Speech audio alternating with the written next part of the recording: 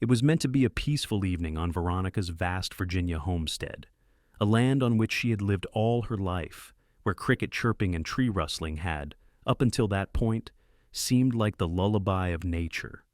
That evening, peace was going to be broken.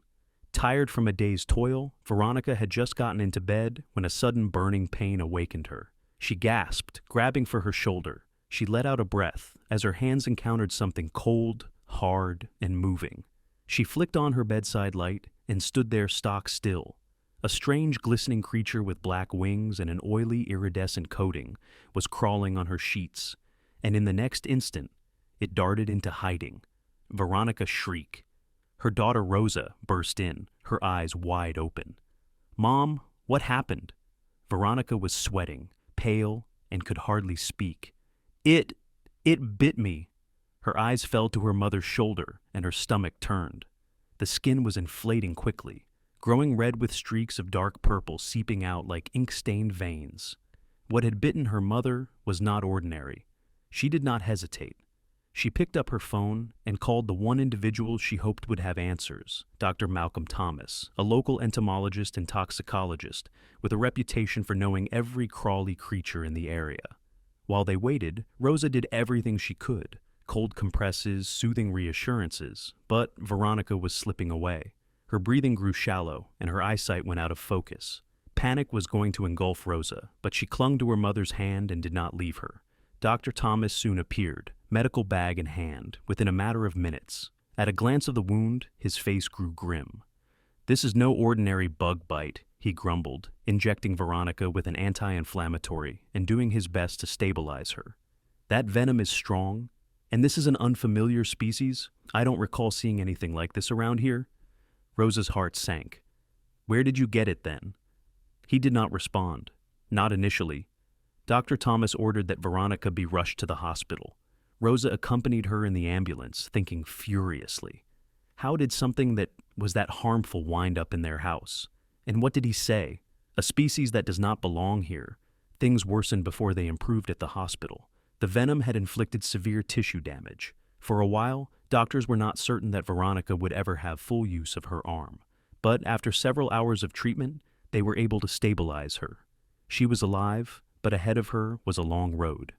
Back on the farm, Dr. Thomas couldn't shake it. Something was off. He had noticed unusual areas of turned earth alongside the barn earlier that week. He had written those off as mere landscaping, but now he wasn't so certain. Compelled by instinct, he went back to the property to search. He roamed around the borders of the field by the barn, and he found it, several shallow holes with hasty dirt clods covering them.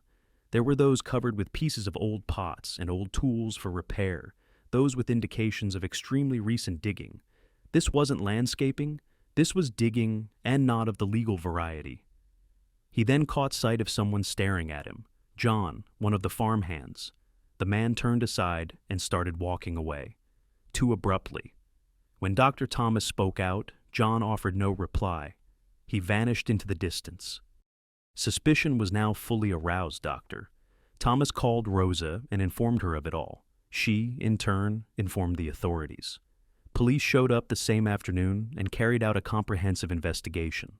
What they found created shockwaves in the peaceful rural community. Veronica's most reliable workers, John and Mateo, had been digging on her property in secret for months. They were motivated by a local rumor that was passed around that there was a buried treasure from colonial times, and they had been digging in hopes of uncovering artifacts that they could sell on the black market, and they had discovered them. Clay artifacts, tools that were hand-forged, but in the process, they had inadvertently disrupted a delicate underground ecosystem, hosting venomous bugs that had lain undisturbed there for centuries, the same venomous bugs that had crawled into Veronica's bedroom. Mateo had slipped out of town quietly 2 weeks prior, his senses warning him of the peril. John was left behind, attempting to cover their tracks, but their haphazard efforts, the poorly disguised holes, the missing artifacts, betrayed them. Faced with the facts, John broke down and confessed. He and Mateo had been going to divide up the profits and lay low, but greed had nearly resulted in Veronica's death. Police were able to recover most of the artifacts before they could be sold. They were turned over to the state's archaeological department, and the farm was declared a protected historical site. Justice was achieved, but it was expensive. Despite being alive, Veronica was permanently damaged. The venom had undermined the muscles in her upper arm and shoulder, rendering her incapable of lifting simple tools. For a woman who had tilled that ground since she was old enough to carry a tool, it was heartbreaking. Nevertheless, she declined to yield. She went through an intensive therapy regimen. The stretches were grueling, each stretch a fight, each repetition a war, but she persisted day by day, her resolve unshakable. Rosa, accompanying her each step of the way, became responsible for most of the farm's activities. Seeing her mom battle for recovery changed her. Rosa ceased to see the farm as Mom's legacy and began to see it as their legacy. They installed new fences, motion sensor systems, and cameras together. They opened up areas of land to researchers and archaeologists and transformed betrayal into something positive. Once a peaceful farm, this became a place of learning, discovery, and preservation. And Veronica, in addition to recovering, changed. She became an outspoken voice for prudent agriculture and historical conservation, speaking publicly at local schools and conservation organizations. She spoke of her experience, not the pain, but the strength. The betrayal had scarred her, yes. Once her refuge, the farm had now turned into a symbol of legacy, truth, and survival.